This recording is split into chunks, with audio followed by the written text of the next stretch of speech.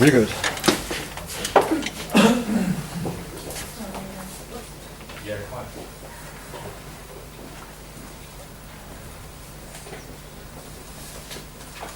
So we're missing a couple of people, but I don't feel too unsafe starting again because we're going to cover violations of normality, and here it's mostly terminology, and we'll be able to re-include the people that come back when they come back, so we should be okay. We're a tiny bit behind schedule. I've still got p-values and t-tests to get through, but I think we can sort of, not necessarily speed up, but get efficiently through the rest of it and get to the exercises. Because this is the sort of, these concepts that we've been building up more slowly, and these ideas that we've been building up more slowly are the ones that we need to have to build the next ones. And the next ones aren't so difficult if you have these ones in place. So it's been worth distributing the time the way that we've distributed it. Okay. So why use this?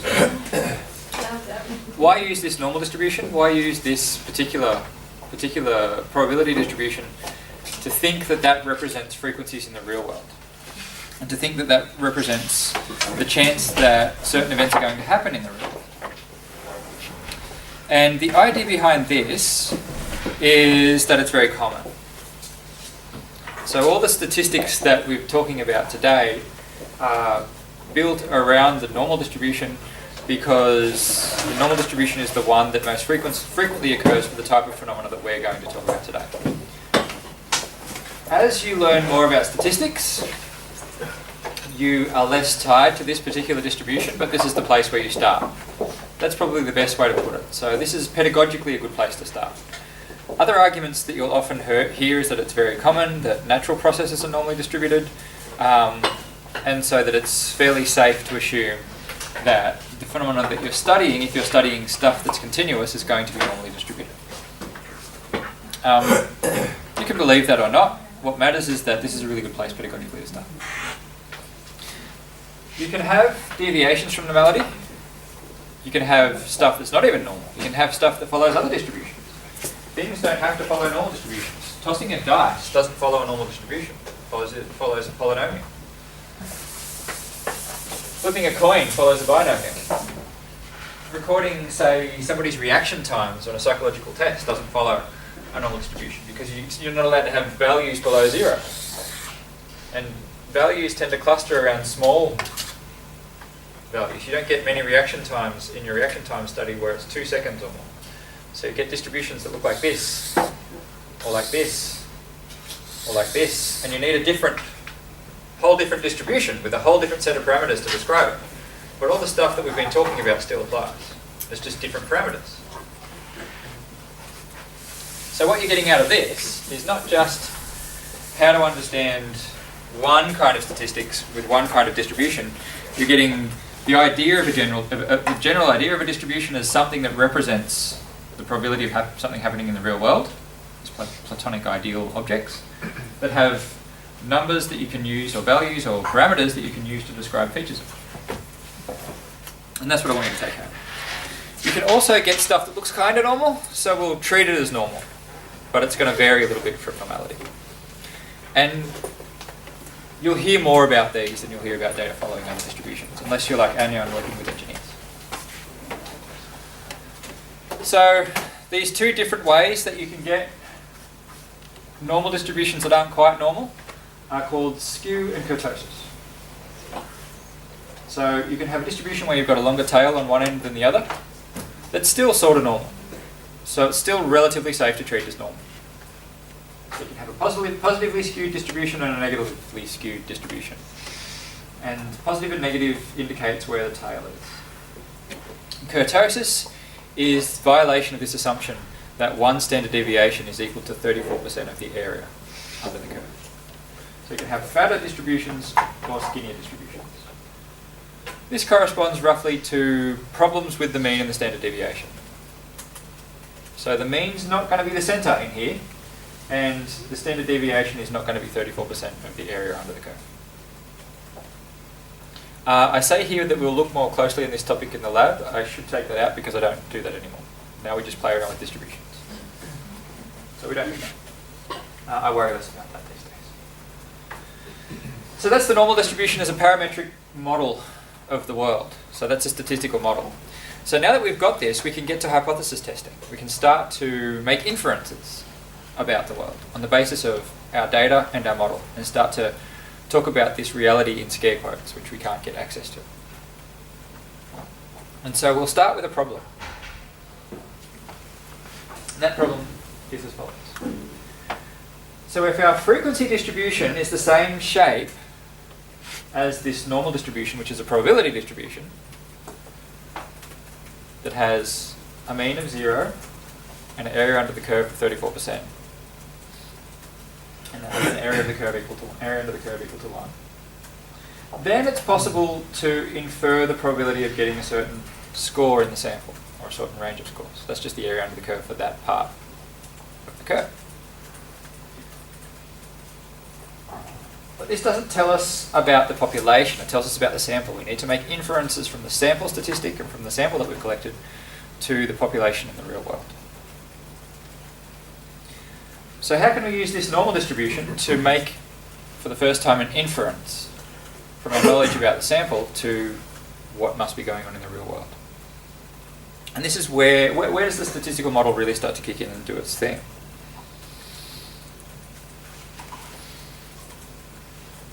So, old-time statisticians made these lookup tables that you could use to do all of this sort of thing, so you didn't need to know the Gaussian function. And they assumed that the data didn't come from one of these normal distributions, or just any old normal distribution. It assumed that the data came from one of these standard normal distributions, where the mean is equal to 0 and the one standard deviation is equal to 34% of the area under the curve. What if our data isn't like this? What if your mean isn't 0? Whose mean is 0 when you're measuring things? If we measured heights, there's nobody that has a 0 height. Deers don't have a 0 weight. And quite often, one standard deviation isn't equal to 34% of the area under the curve.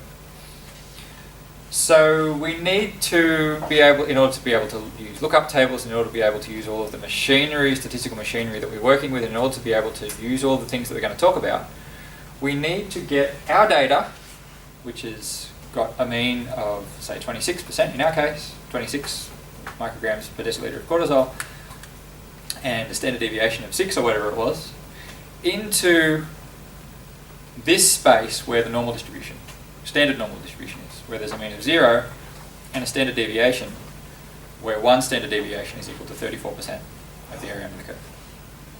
Okay, so we need to transform our data so that it looks like platonic normal distribution. Okay? So we have a solution for that, and that solution is called the Z-score. So what a Z-score does is it converts this frequency distribution that we had, this set of scores, which is just a set of scores, it converts our list of scores into something that when it's plotted in a histogram, in a frequency distribution, it will have a mean of 0 and a standard deviation of 1 equaling 34% of the area under the curve. So this will do it for us. So it does what's called standardizing the score. So if you've ever heard of people talk about standardized scores or standardized testing, this is what they mean. So if you've got like American grades are always standardized, which means they're plotted on a bell curve, which means they're plotted on a normal distribution, which means they're transformed from whatever grades the student got into a distribution that follows the same pattern that the normal distribution in platonic space follows. Same as IQ and all of that sort of thing. So what we're going to do is transform the score so that it's no longer in units of glucose. Oh, sorry, cortisol, of blood glucose. Those units aren't so useful to us because we want to be able to have 0 as our midpoint, and we want to see how far people deviate from that midpoint. So what we're going to do now is stop talking about 28 micrograms per deciliter of blood cortisol and start talking about standard deviations above and below the mean instead.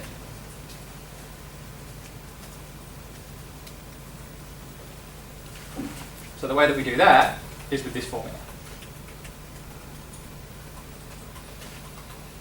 So here we just take the list of scores, subtract the mean, which centres the data on 0. Okay? So if I were to show you this visually, that's a good way to do it. Imagine that here is 0, and here's our cortisol scores. Here's our mean. If I were to subtract the mean from all of these scores, what that would do is that would move all of the data points over so that they lined up with 0. And you'd have a distribution that looked like that. So we're centering this distribution on 0. And then dividing by the standard deviation squeezes it into that shape where one standard deviation equals 34% of the area under the curve. And then it gives us what we wanted. But now it's not in units of cortisol per deciliter blood volume. Now it's in units of standard deviation.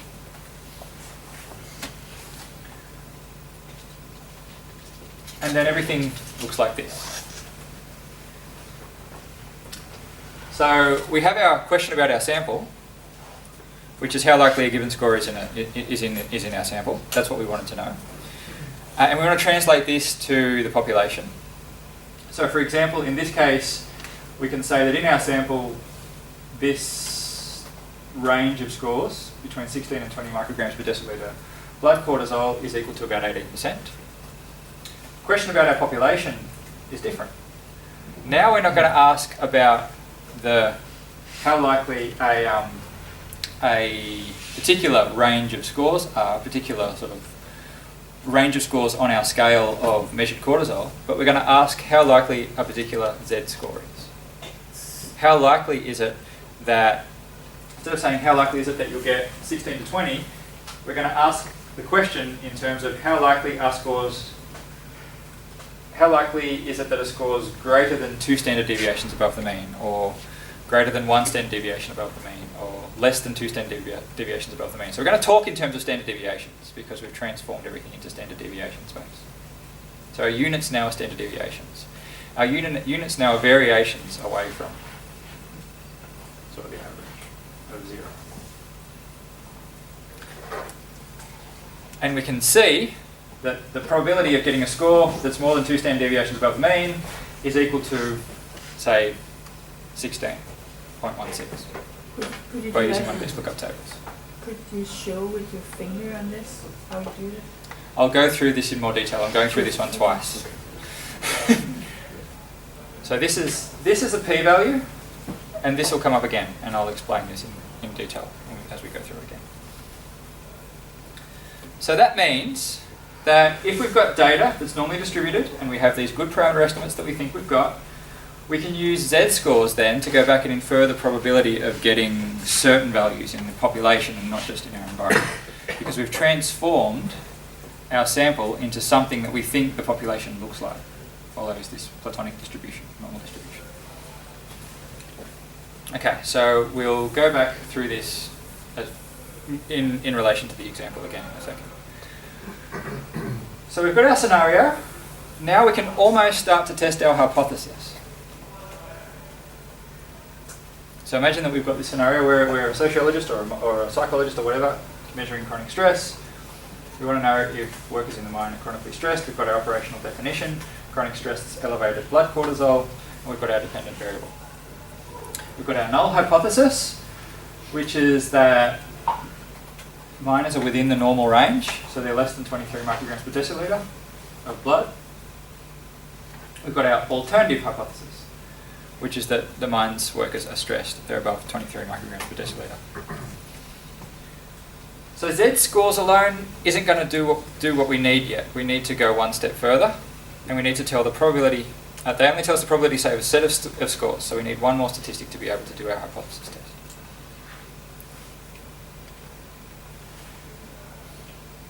So let's spell out these hypotheses now, because we've got these hypotheses. They're there for us. We've formulated them. We've done our work sort of in terms of the schematic in the beginning. And now we're going to come over to this other bit that I said that adds on to our schematic of starting with concept, getting to the real world via sample data to make inferences about population data from a theory, and we do that using a statistical model. And we said that our statistical model, in this case, is the normal distribution. So we need to start expressing this sort of stuff in terms of our normal distribution. And that's what we're going to do. So we've got our null hypothesis. And that's that, well, normal blood cortisol is going to be normally distributed and it's going to have a certain mean. That's our hypothesis in terms of the normal distribution. So it's fairly simple translation. Blood cortisol is normally distributed and it's going to have a mean of some value. Now, particular value, let's say, is 23 micrograms per deciliter. And we set that as our sort of value of interest. So let's say that blood cortisol is normally distributed in the normal population in all people in the world. And let's assume that that value is 23 micrograms per deciliter. We've chosen that as a research question because that's as much as we're going to allow our people to be before we call them stressed. That's our reference point. So we're setting our reference point there when we're doing this study. And why do we do that? Because our question is, are people more stressed than usual? And we've already set everything up to say, well, there's a normal range, and more stress than usual in this case means outside the normal range. So let's set our reference point to be the top of that normal range. Yeah? How can the reference point be the top of the normal range? Because that would be the well. We're already getting into dangerous territory in the top of the normal range. Yeah. Yeah. This is a research decision, so I'm framing it as a research decision. You could do it otherwise. So you normally said it was between 6 and 23. So you Yeah. could say, no, if you assume that's normal distribution, that people are Yeah. not a lot, Yeah. not half of the population is. If you set it at 23, you say that it's normal that half the population is stressed. We're saying, so it depends on how you word the question. So if we word the question is this mine, does this mine's workers have an average stress level which is outside the tolerable range of stress? So we basically tolerate. Yeah, that would be. So Yeah. your assumption, we basically tolerate that people are Yeah. stressed. Yes. Okay. That would be one way of setting up this research question. Okay. Good. I'm not saying it's the best. I'm not saying it's the best I way. assume that you don't want workers to be stressed. No. I'm sorry. It's not the best way to do this. It's one way to do this, and it gives me a nice simple number to work with. Okay, very good. Thank you. Yeah. And I could imagine a company's doing this. Yes. Yeah. Sorry? But is it 23 considered the mean? Now the 23 is the top of the normal range. So we're saying, is this sample of miners that we're looking at above what we would define as stressed? That would be a great way for companies to go in and normalize really high stress levels. It would be, wouldn't it? Yeah. So, and so again, always look at people's research questions and the way that they start to formalize it, because we're starting to formalize our research question now. And there's decisions to be made in this formalization process, and there's things that you can hide in this formalization process. You're doing theory when you're formalizing. So let's say we've got an alternative hypothesis. Do the mine's workers have a mean more or less than this tolerable range, or more than this tolerable range? So what we want to say is the probability distribution, sort of the platonic probability distribution that we could use to generate the mine's stress values, is that the same as the normal population, where we've defined the normal population for our interest as the top of the normal range? So does it have the same parameters? Or do the mine's workers come from the same population that we're assuming everybody else comes from? We've defined the reference point here of that population to be 23. But does not exclude that, mining conditions could be very different from, Yes. every... Yeah, exactly. So if you were to do this as a proper research question, you would want to get a normed sample. So you would want to go around all sorts of mines in the environment, or have this data lying somewhere, and have what is a stressful life for a miner, what is a normal for a miner, range of blood cortisol, what is a normal distribution for miners, and then see if your sample deviates from that. So you can imagine that that's what we're doing, if that helps you with the example. So what we want to say is, does this population, does our sample come from the same population as everybody else, where we've defined everybody else as having a mean of 23, Or does it come from a distinct population so that we need to model it as being from a different group? Is there a special subgroup that constitutes our minors that are more stressed than the average person, assuming the average person is at the top of the normal range? So can we use the same probability distribution that we use to describe everybody else to describe our minors? Or is our probability distribution for our minors characterized by a higher mean?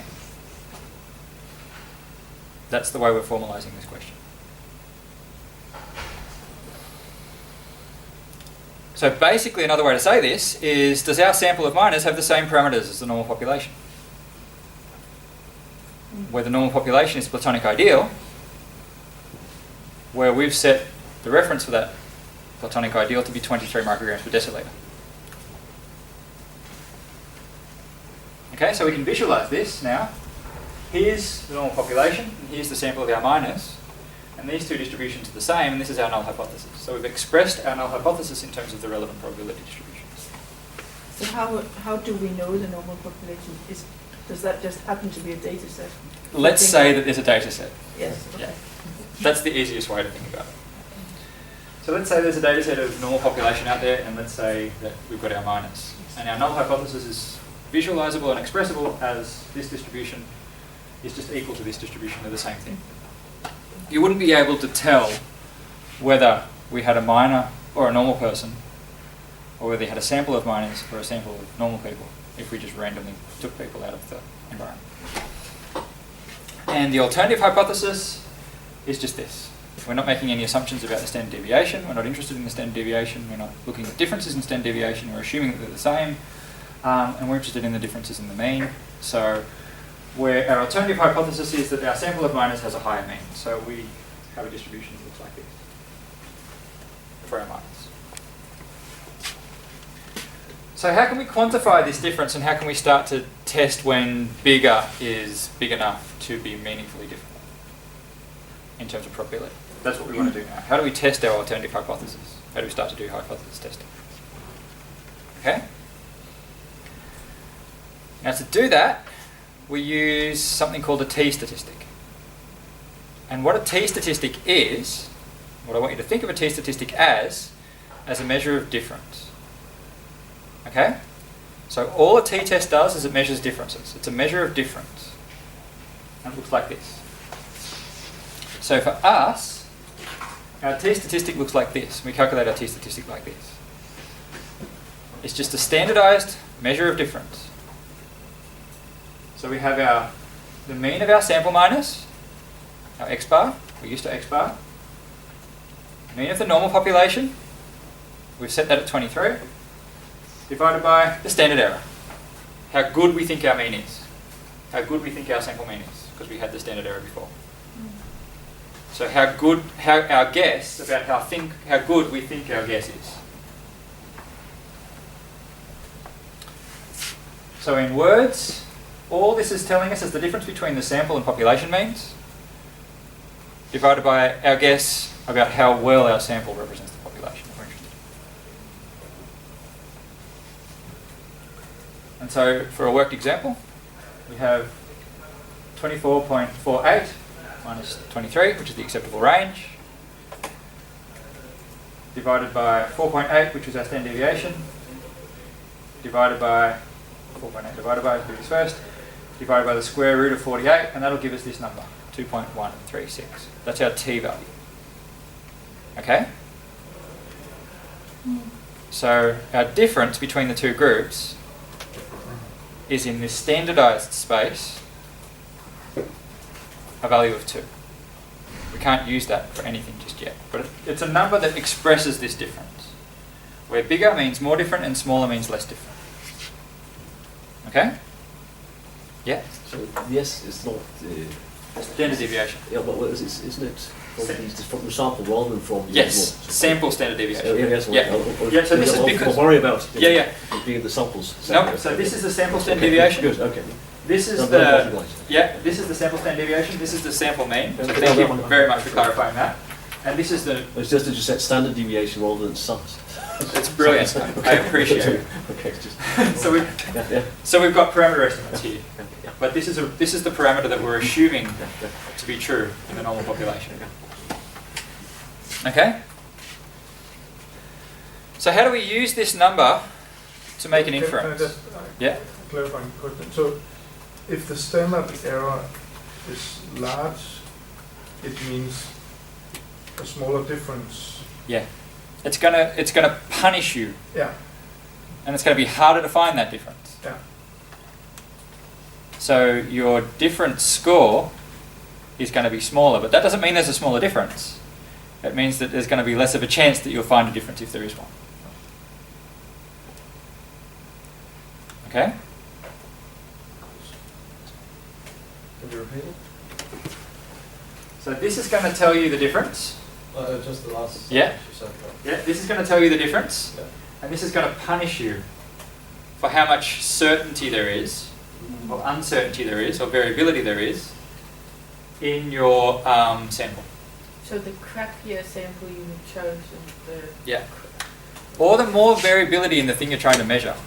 This is why psychologists have problems and physicists don't. So physicists can be a lot more certain about the things they say because the only uncertainty they've got is in measurement. Whereas we've got a bunch of uncertainty that we can't deal with.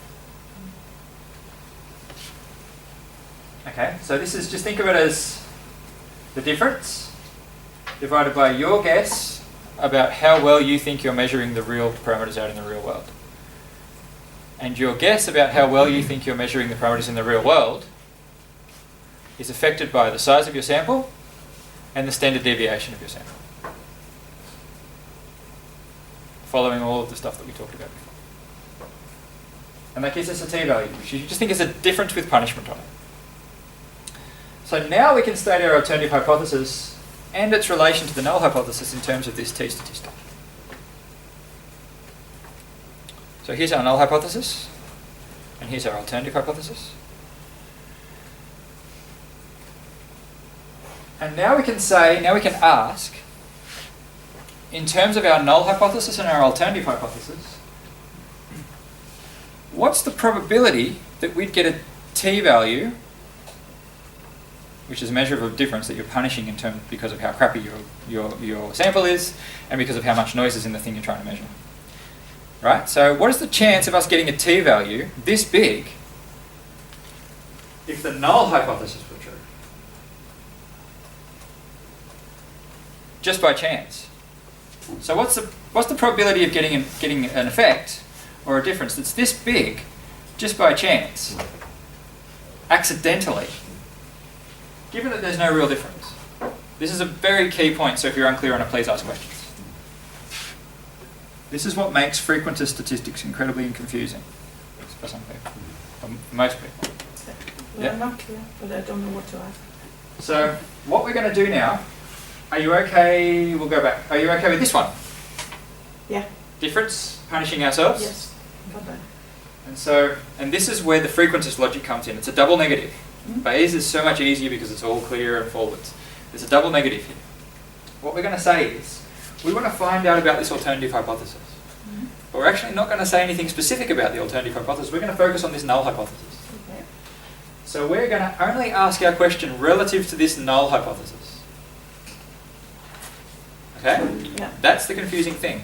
We've logically constrained ourselves to only talk about this. Okay. And then, given that we've logically constrained ourselves to only talk about this, what sort of gymnastics do we have to do to actually say something? So what we're going to do is we're going to say, well, we've got this t-value. This t-value is a difference score. And you can get outcomes sort of randomly occurring in samples. We saw yesterday that Anya put in 10 for a standard deviation, and everybody else got 10s, but Anya got 7 when she actually measured the standard deviation. Mhm. And so things like that can happen. So what we want to ask now is, what is the probability that something like that's going to happen? And the something here is finding a difference that looks super big, even though it's actually not a real difference between the two distributions. It's just an accident that occurs from the one distribution. And right there is where you lost me. So what is the probability of getting, say, a really high difference score, Mm. even though the two groups, the minors, don't really come from a different population? Okay. So even though the minors are just like everybody else, even though if you were to run the experiment again, you wouldn't find a difference. What's the probability that you've accidentally found a difference now? Mm. Given that there really wasn't one. Okay? Mm. You'll keep forgetting it, and then you'll be reminded of it, and then you'll forget it, and then you'll be reminded of it, and then 3 years later you'll understand it. Good.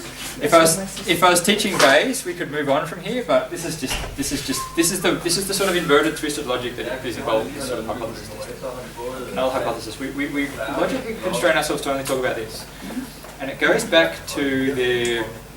You can think of it in terms of you seem comfortable with the philosophy of science stuff, so we go back to Popper, falsificationism. Do you remember that? So where we want to make a radical hypothesis and prove ourselves wrong. How radical does that hypothesis have to be? I won't distract you. So basically, in the What about the backing your way up? yeah, I don't want to back away. I think the Popper's not going to get us anywhere. I don't think. All that matters at this point, for the level of understanding that you need to say, what is the probability of getting a score this big or bigger, given that there's actually no real difference? That's all we're asking. And it's a weird thing to do, and it's not an intuitive thing to do. Mm. And it's not a logically consistent thing to do. Okay, so how do we do this? We use a probability distribution. So now we're going to use all the probability distribution machinery that we've already been talking about, and that is areas under the curves, representing a probability. But we're not going to use a normal distribution anymore, we're going to use something called a t-distribution. And a t-distribution is the distribution that t-scores follow. So t scores happen to fall within a distribution that looks a lot like a normal distribution, but it's a bit fatter on the edges, that's all. It's got fatter tails. Mm. Okay? You don't have to know anything more about it. So t's, just by the nature of t's as they are, fall a bit, there's more high minus t's and more high plus t's than there are for what you would see in the standard distribution, standard normal distribution. That seems lovely. Is that okay? Yeah.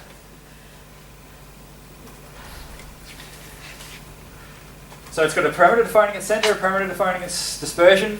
Most importantly, it's got an area under the curve, and the area under the curve is equal to 1.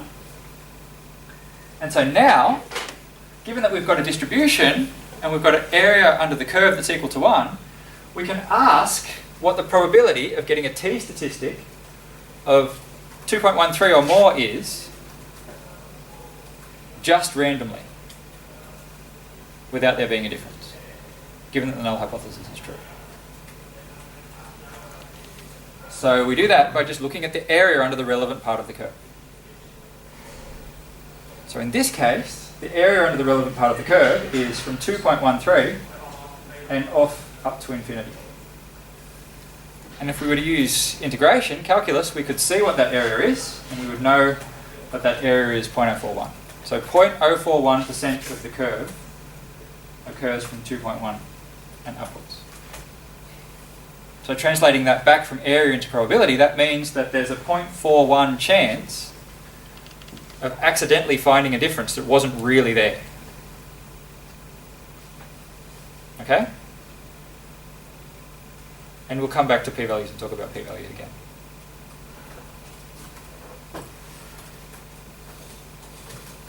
So p-values are really hard to define. P-values are really easy to sort of remember what they mean, really easy to forget what they mean. They don't tell you anything about the specific effect that you're finding. They don't tell you anything about the alternative hypothesis. They tell you about the null hypothesis, and they allow you to reject the null hypothesis, which logically allows you to retain the alternative hypothesis, assuming they were the only two hypotheses in the entire world.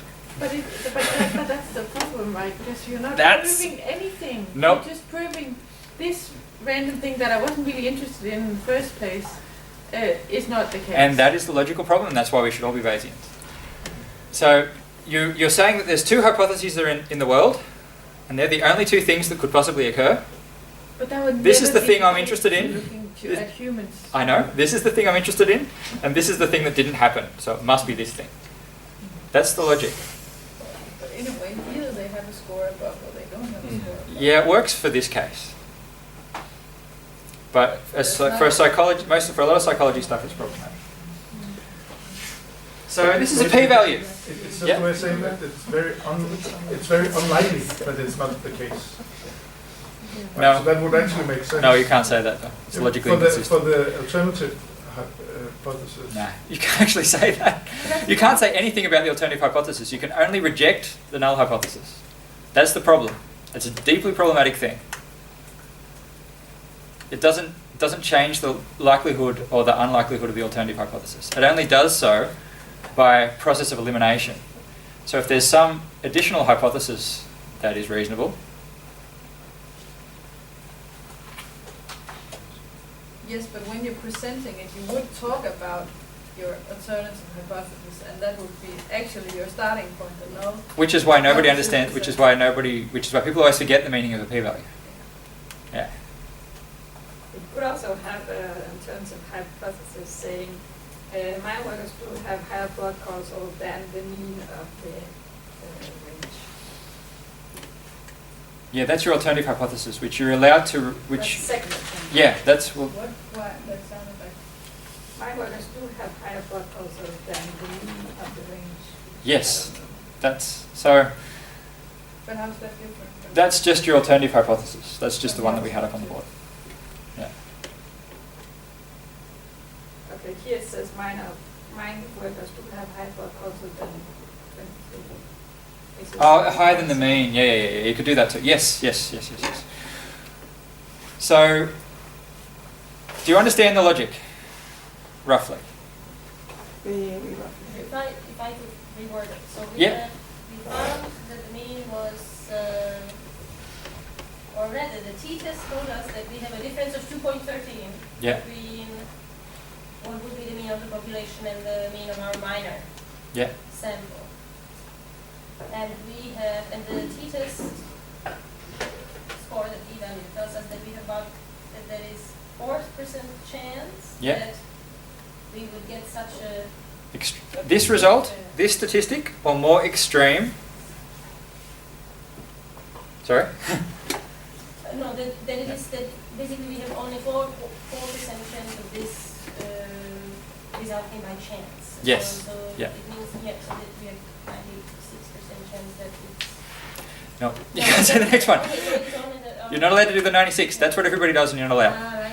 So that's the thing. You can say that there's a 4% chance that there's a 4% probability that these results or more extreme results occurred just by chance, given that the null hypothesis is true. So everything's conditional on the null hypothesis.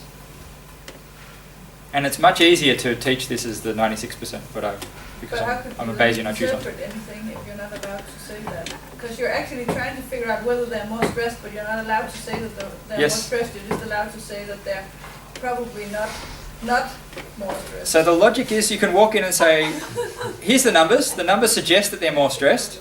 This would be the 100% logically okay way to say it. These numbers suggest that they're more stressed. If you look at this average, it's higher than this average. Okay, so you can say that. So you just can't say you just point at the numbers. how many percent. Yeah, you point at the numbers. Yeah. So what I'm trying to teach you is don't give too much faith to p-values. Yeah. Point at the numbers. We've got an estimation. This is what estimation statistics does. So here's your mean. Your mean's higher than your cutoff, which is problematic. So you need to address this. You might need to address this issue. Why should you believe me? Because there's only a 4% chance that this occurred under the assumption that there's no effect. And that's logically consistent and meaningful. So it's the p-values are only good for why should you believe me statements. And those why should you believe me statements are conditional on the assumption that there's no difference or no effect. But you will never just report the p-values. You will also discuss distribution, you will discuss Exactly. frequency, you will discuss, and then you will infer. And when you infer the Exactly. findings in the data set, Yes. then you will discuss whether that applies to the whole population and with the Yeah. precision. But which statistic is going to be most relevant for publication? Which which statistic is going to be most relevant for whether or not your paper gets accepted? Standard deviation. The p-value. Standard error. And the p-value. Oh, yeah. So peer reviewers and editors, which statistic are they most interested in? They're most interested in p-values. Depends on where you publish it. Yeah, but you publish nice places. I publish in Psych, and Psych's horrible for this. The p-values in big data is... No, you're doing big data. It's a different. You're doing estimation for the most part in and machine and learning. as well. Yeah. So p-values is typically within smaller statistics. Yeah. But yeah, standard error is going to be more important bootstrapping stuff for machine learning stuff. Machine learning is a different sort of inferential game. But a lot of the concepts that you're getting here are relevant for machine learning. Standard deviation, standard error, distributions. What's a distribution? What's a parameter? What's the difference between a probability distribution and a frequency distribution? That's all relevant for all sorts of statistics. It's just this one which is specific to null hypothesis testing. And you need to know it because people talk about p-values. And you need to know it more in some fields than others. So any questions about that? Yeah? When you run the models, you often get confidence intervals. Yeah, I'm not going to talk about confidence. No. Yeah. Okay. So what a confidence interval tells you though is if you ran this experiment 1,000 times, 95% of the time, where would you find the mean? Which is not informative because you're never going to run the experiment 1,000 times. So again, this frequentist assumption that I disagree. Okay, so that's the t-distribution and the p-value. So now you've seen a p-value. You can have different tails in your test. So you can have a one-tailed or a two-tailed test. What does it mean when we talk about a one-tailed test? Well, if we're talking about a one-tailed test, this area that we're reporting is the area under one tail of the curve, one extreme. So 2.818 or more. So this is useful if you've got a directional hypothesis, if the difference can only be in one direction, if you're only interested in increases above 23 and not in decreases. So if you're not interested in whether people are less stressed than the maximum possible allowed average. But if the effect can go either way, so for our case, a one-tail test is actually appropriate. But if the effect could go either way, or you're interested in both directions, what you can do is look at plus or minus 2.18. So a difference of plus or minus 2.18. So if you don't have a directional hypothesis. So if you're just asking what is the effect of this intervention, and it could make things worse or it could make things better. What is the effect of this variable? And I know there's going to be some sort of difference, but I don't know which direction it's going to go in. Then all you do is you take the area under the curve from 2.18 off into infinity for both sides. For negative 2.18 and plus 2.18. Because if the difference goes in the other way, your t-value will be minus. Okay? So p-value, what's a p-value mean? P-value means probability, and I used to have to chant this every day when we came into statistics lessons in my first year statistics. Probability of getting a test statistic as extreme as we did, even though the null hypothesis is true. So in our case, it's probability of getting t equals 2.13, even though the mean of this blood cortisol measure is not really higher than this 23. So here it means this 4.1% chance. And we can use this to tell us if something's statistically significant then. This is this do you believe me statement. Significant doesn't mean important. It's one of the other infuriating things about this framework. Significance doesn't mean that it's a significant impact, like we would normally talk about in lay language and folk language. Significant just pertains specifically to this specific meaning of a p-value, which is what is the probability of getting a test statistic, t, whatever test statistic you use, of whatever you've gotten or more extreme, given that the null hypothesis is true. But why would we want to formulate an alternative hypothesis then? Because that's the logical, we're doing it by process of elimination. So we have a null hypothesis and we have an alternative. Yeah, but if you can say anything about the alternative, so you might just say, okay, so here's, Yeah. it's unlikely that the null hypothesis is true, so we will look for something else. But if it doesn't say how likely it is that the alternative hypothesis is true, Yeah. if there's no connection, then right? It could be that they're both false. Yeah, sorry. it's But it comes from the alternative Yeah. hypothesis to begin with, right? That's your upper. yeah. So the way that you Rationalization yeah. of it, and then you create the null hypothesis in contrast to. But I mean, formulating an alternative hypothesis kind of indicate if the null hypothesis is, if it's unlikely that the null hypothesis is true, then it must be the alternative. But you're saying that we can make that No. inference. No. So it just tells us that it's not the null hypothesis, but something, or, Yes. yeah. Or it could also be that both are false. That's logically consistent with this Yeah. framework. So the null hypothesis could be false. We could reject that. But the alternative hypothesis is still false. We just haven't rejected it yet. Yeah. So we set it up as something that we may reject in the future. And then we do that by finding a true null hypothesis. And this framework does work if you're a hardcore Popperian. If you're a hardcore falsificationist, this works. And all of this work was done during the falsificationist, verificationist era. So that's why we've got this. So, something to say something is statistically significant. This is the p-value at which we reject the null hypothesis, right? And we have a convention. When is the p-value low enough? When is the probability of finding this effect by chance, given that the null hypothesis is true? When is that low enough for us to say, okay, now let's not believe the null hypothesis anymore? Conventionally, in most fields that you'll encounter, it's 0.05, so less than 5%. There's been some intense debates about this. Also in psychology, there's been a Nature Human Behaviour paper that was written recently that argued that we should drop this now from 0.05% to 0.005%. Okay. And what does statistically significant mean in this case? Well, for our mining company, it means representing our findings in a consulting function. But most of us aren't doing that. Most of us are doing research in order to publish. So what this really means is the threshold at which your paper gets accepted in most fields. So what the argument is about is, should we have a lower threshold in any given field? Should we require a higher test statistic, a higher difference score, in order to reject the null hypothesis? But for now, it still works like this. So basically, what we're going to find is that in 1 in 20 experiments, if everybody follows the rules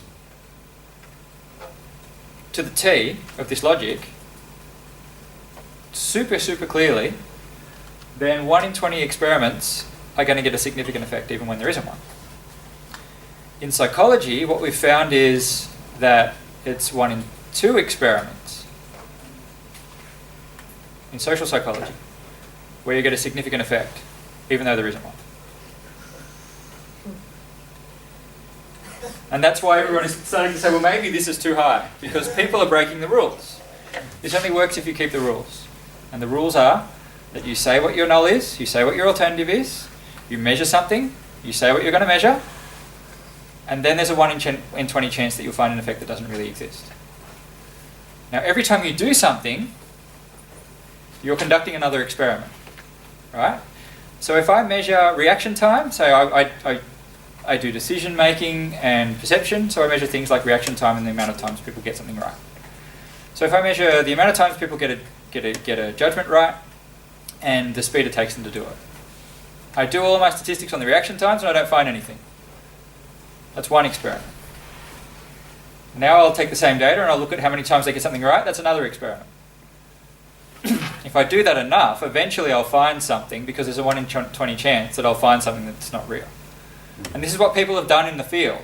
So much so that it's inflating the probability of rejecting the null hypothesis when you're not allowed to. And then on top of that, if you set that bar as nothing that gets above that bar gets published, then nothing that gets above that bar gets known about. So we actually don't have an accurate representation of the kinds of effects that are in the field and aren't in the field. So this is a really important issue these days. So this is something that we're going to come back to.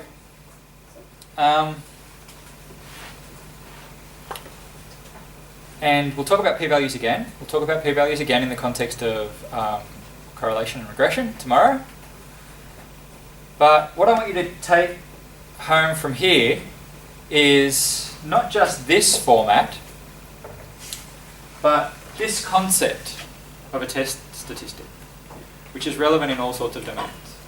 So what a test statistic expresses for a t-value is a difference divided by a punishment, right? And this is the same for all test statistics. So all test statistics that you can use, t-value is one of them, we have this structure, which is an effect that you're measuring divided by some sort of error related to sampling or some sort of punishment due to the fact that you're dealing with a sample and not the population. Okay? And that'll be the same when we get to regression tomorrow. So what I think I'll do is I'll stop with the theory for now and we'll have a break and we'll go over to the practice. But so I'll skip the between and within because it's not super important for most of the kinds of data that you're using. It's more for psychologists. What you've learned today, or what I've tried to convey today, is this schematic, basically. Where from yesterday we saw this. You start with your theory, which is in conceptual terms. You operationally define it, so you define it in terms of something that can be measured. You find a specific dependent variable in a specific sample. You try to make an inference to a population in the real world and to that population that you want to talk about at relevant times. This is your sort of reality, your non-Platonic reality, and this is your theory, this is your Platonic reality. And you want to relate the two via your sample data. And we've done that using a statistical model and a population statistic. So our statistical model captures our theory. In our case, it was a really, really simple theory. The miners are more stressed. And stress has a certain mean and standard deviation. And that's a theory. And all statistical modelling is expanding on that with different distributions and relationships between distributions. You can do a lot. But we can start very simple, just with that. And from our statistical model, we can relate the sample statistic to the population statistic using this hypothesis testing framework. Okay? Of finding a test statistic, which for our case expresses a difference, and then seeing what the probability of that test statistic would be if it was that big or bigger, given that the null hypothesis is true. And that's the logic. You had a question up the back? Clarify. About the empirical mindset about, I think there's this black swan thing talk, right? If you have the population of only white swans, and then the p-value of seeing a black swan will be very small, I guess. But that's because the population was only seeing from the European swans, which we go to, I think, Australia, they have black swans, right? Yeah. So this is a case of, I mean, this setup, this theoretical setup only works if you have the correct population, I guess. It works if you have the correct, so, well, we can think of it, no, that works quite well, the black swan example. So you can think of it as you've got a model of the world, and your model of the world is that swans are white. Yeah. And you find one black swan, Yeah. that model's falsified. Yeah. So the model is falsified. Yeah. But the population would be what? The population would be swans. Swans, okay. Yeah, and the inference that you want to make is swans are black. Swans are white, sorry. I'm Australian. I'm Australian, we do everything. Because obviously they are, right? Obviously, right? So the swans are white. And you've got a sample. And so the Platonic population that you're trying to make inferences about is the colour distribution of swans in reality. Yeah. And your model is that they're all white. Yeah. And you have sampled until now only white swans. Yeah. So when you sample a black swan, your model is no longer true and should be rejected. But Okay. wouldn't you need to suspect that there were black swans to go looking for? Because if you kept testing in Denmark, you would get none the wiser. Yeah, and that's research practice. So this is this question of, in order to use this logic appropriately, Yeah. how should you design and talk about your experiments? And that's a philosophical question. Yeah. And I think that there's a book that just got published about 3 months ago by somebody named Deborah Mayo called Statistical Inference as Severe Testing. And she advocates, one of the few people who are sort of statistical philosopher, who advocates hardline for frequentism, for this framework. She says we should use this framework because it works if you do research in a certain way, if you go around in the world framing these alternative and null hypotheses, and then you go out of your way to try to attack your theory as much as possible. So she's a Popperian. And she's saying that the only people only think that this is the wrong way of doing science because their idea of the practice of science is wrong. Whereas a Bayesian says, what do people actually really do and what's good inferential machinery for them to do it? But so how according to her, how would you then pose this one? We're in Denmark, You would severely test. So you would test places that you've never been before. so I would go to France. You'd go and to I Aus- would go to England. and Yeah. I would still. You'd go to Australia because that's further away. So you'd have a hypothesis of, well, I mean, some of the anthropologists, archaeologists would be better at sort of framing this sort of hypothesis, but it would be like, well, we can see that these land masses are connected and stuff can walk and waddle around from one to the other. And maybe, I don't know, we need a remote island to really test our hypotheses. So let's go somewhere remote and see if we're right. And then you go to Australia and you find a black swan. And that's how you should do research. So you should go around trying to prove yourself wrong.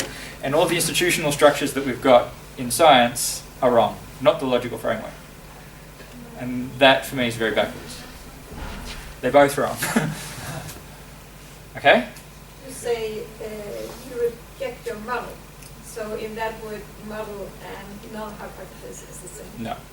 So what's the difference? I mean, you reject the null hypothesis. You would no longer retain the alternative hypothesis. I hate talking about this. It's so slippery and shitty. So any of the hypotheses. Yes. Is wrong. You would. Yes. So you can actually have two outcomes. You can. You can reject have. the hypothesis, reject the model. When all of this framework set up, your model is used as a theoretical framework Yeah. to derive hypotheses from. I get it, but I didn't know Yeah. that you could actually report on And- rejecting the model. No, you can't really because you're not using your model directly. So this goes back to verificationism and Carnap and So all of you that still stuff. have to start over again. Yeah. So you've got a model and you can logically infer one observation statement from your language. So you've got a theoretical language and an observation language. And you translate your theoretical language into your observation language and then use whatever happens to your observation statement to make inferences back to stuff that happens in your theory. Now that model is completely philosophically untenable. But what happens with that I have to send my hypothesis somewhere and I'm not able to change that? What do you mean? I mean, there's a lot of You have to discussion submit within it our field that you have to give away your hypothesis before you, Yeah, you pre-register your hypotheses. You should do that for this. and then once I reject my model, No. I cannot go back. But you reject your model. So what you do is if you reject the null hypothesis, you're allowed to keep your model. If you don't, you're not allowed to keep your model. We'll talk about it later. It's a philosophical thing. But in this one example, Yeah. how would you publish on, I actually found this, I went out assuming I Yeah. was only going to find one white swan. I actually found this black swan. How do I then... You wouldn't use p-values for this example Okay, so I don't... because you don't have distributions here. So for the white swan, you've got existential. So you've got modal logic. Well, right. if I say, I could Yeah. formulate it in percentages, obviously. I think 100%. Yeah, of but all that's- swans- That's the wrong kind. Remember when I said right at the beginning that I wasn't going to talk about categorical outcomes? I'm only going to talk about continuous stuff for this one. So you could do something similar. You would have a binomial model. So say it properly, you'd have a binomial model. And what a binomial model does is it represents the world in terms of coin flicks. So where the world is divided up into zeros and ones. and white and black. you're white and black, and you're expressing your belief, which is a binomial belief, that all swans are white.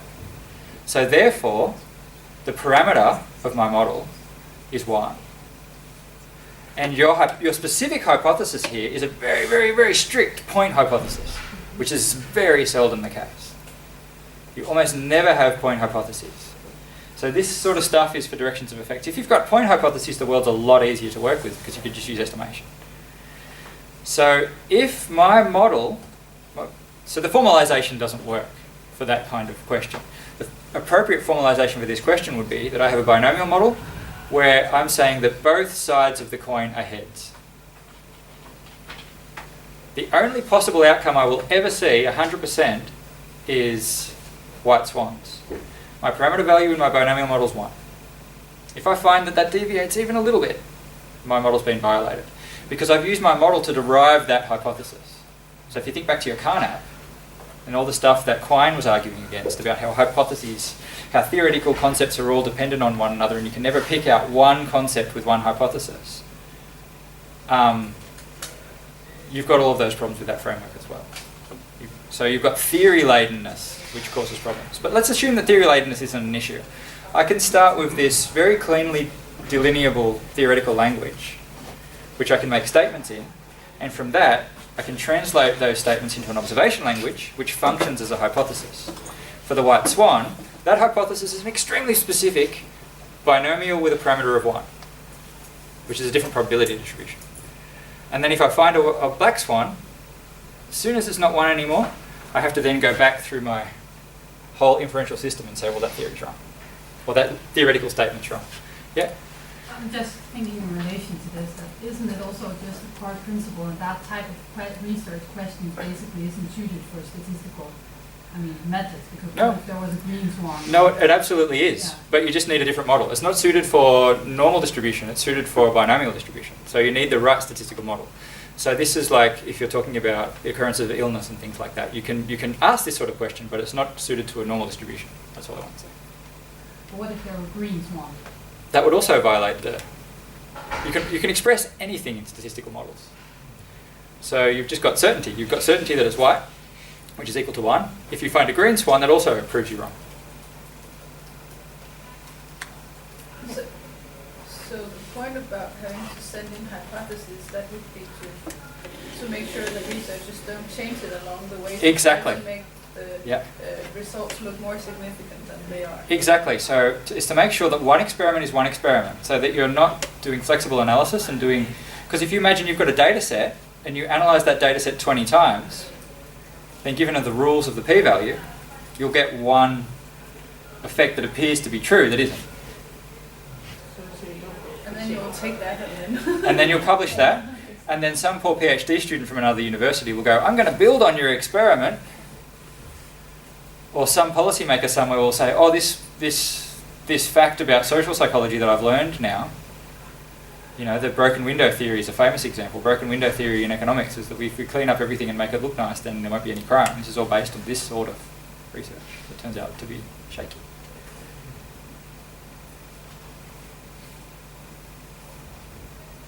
So why don't we report on things that does not have a statistical significance? Because of career incentives, and it used to be because of journal space, but now that's not an issue. Because some people, and trends are changing. We're seeing now that we've got open repositories, we've got preprints, we've got data available, we've got a greater normative push to, you don't only publish your data, your paper in a journal. If you get a null result, there's more people who are publishing their null results on preprint servers and making stuff available. But when it was just journals, if you couldn't get a p-value above 0.05 in most fields, you'd get rejected. But isn't it because the basic philosophical idea is that then if it's not significant, we don't know whether it's There's that. chance. So why would it be There's that too. relevant to look at it There's that too. for other researchers if it just Yeah. occurred by chance? Exactly. So science doesn't the scientific practice doesn't match up to the logic. But in learning p-values, you've learned all of these other concepts that you can use in the other statistical frameworks as well. So you can come back next year when I do the Bayesian course. Do you do that? No. But you've got the okay, so what's really happening here is we're all really logical empiricists. We're all working back in the days of verificationism and falsificationism. We're all acting as though we're Vienna Circle people. So what you're doing is something that has been lovingly called the p-value ritual by Bayesians, and that is that you're operationalizing your concept, you're formulating a research question on the basis of that operationalization, you're stating your research question as an alternative hypothesis, you're stating the complementary null hypothesis, you're measuring in a sample, and hopefully only one sample, and hopefully an appropriately sized sample, and hopefully you're only running one test on it. And then you're getting and calculating a test statistic, and you're only doing that once. If you do it more than once, you're violating the logic. So you calculate a test statistic. From that test statistic, you're finding a p-value that will be meaningful if you've followed the rules so far. Maybe not logically consistent, but meaningful and interpretable. Then you're accepting or rejecting the null hypothesis on the basis of the p-value. And you're retaining the alternative hypothesis as a hypothesis. It maintains its status as a hypothesis until the experiment's replicated, basically, and you do it all again. And then you keep going on and proceeding on the assumption that while this is all open, you've learned something about it, I guess. It's not a bad framework. Basically, what its function is socially is to make research hard. It doesn't make research hard in the right way. But there's not an equivalence between p-values and other hypothesis testing methods in Bayesian statistics, for instance. It's not a one-to-one equivalence. But a low p-value usually corresponds to a high Bayes factor. So they're tracking the same sort of thing. So it's not bad having a gatekeeping mechanism. It's not completely logically nonsense. It's just hard to use correctly and easy to abuse. So be very careful. And that's it for the lecture today. How about we have a 15-minute break and then start on the theory, which we're behind on. On the theory. On the practice. So 10 past. 10-minute break. Are you sending the slides? Or? I'll do that now. Men for eksempel sådan noget som, du nævner nogle projekter, jeg ved ikke, hvor det ikke er ude af en anden projekt. Ja.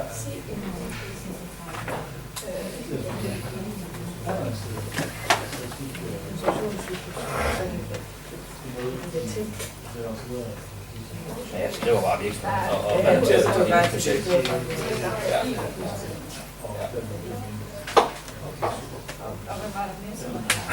Jeg har skrevet andet.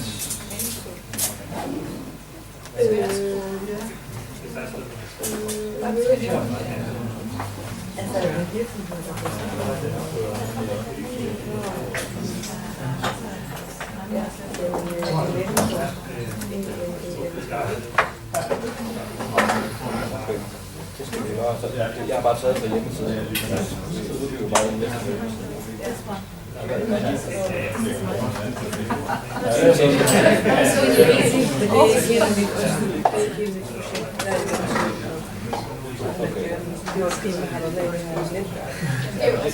Det er også samarbejde.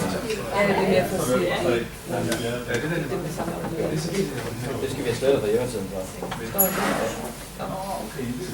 You mentioned there are the chords here.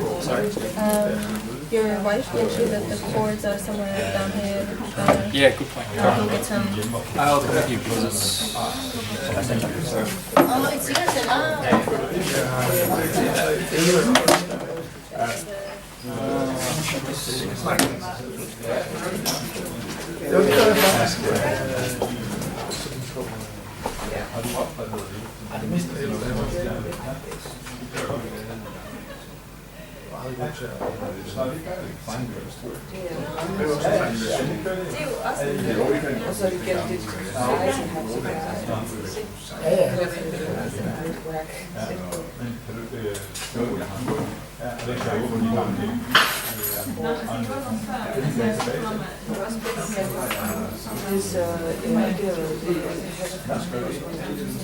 Ja, det har gjort mig ikke. Det er det kun de seneste 3 måneder. Så kan man skrive her, Og det startede ud af det gør det også. Han er i gang med uddannelsesskole og naturteknologi, så de stiger på mus. Så det, der han har lavet i børnehaven i dag.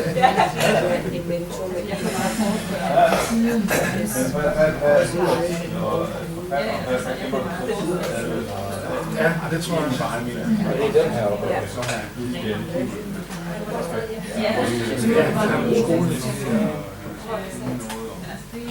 Så det her var Ja, det er selvfølgelig også. Den her skov, der er